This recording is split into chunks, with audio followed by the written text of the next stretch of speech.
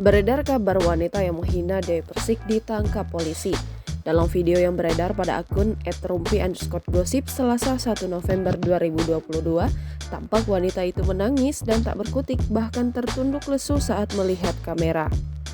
Dalam video yang beredar bertuliskan keterangan bahwa wanita tersebut berhasil ditangkap oleh polisi. Unggahan tersebut sontak jadi sorotan hingga tuai komentar warganet yang turut merasa geram kepada wanita tersebut. Diberitakan sebelumnya, Dewi Persik berhasil mendapatkan identitas orang itu beserta tempat tinggalnya.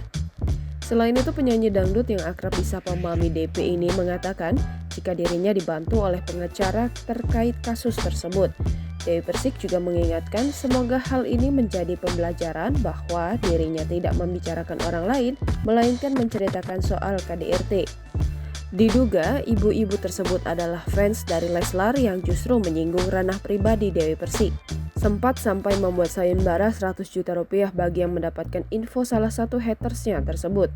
Berawal dari sebuah video yang menghina dirinya, Dewi Persik geram dan membuat sayembara itu. Dalam video tersebut, sang ibu dinilainya pandai untuk berbicara.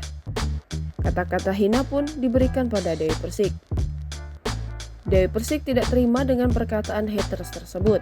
Dewi Persik menantang sang ibu membuktikan perkataannya kalau dirinya perempuan tidak benar.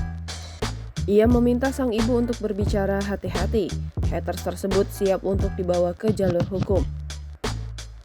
Baginya, ia tidak akan iri dengan sosok Lesti Kejora. Jangan lupa subscribe, share, komen, dan like ya.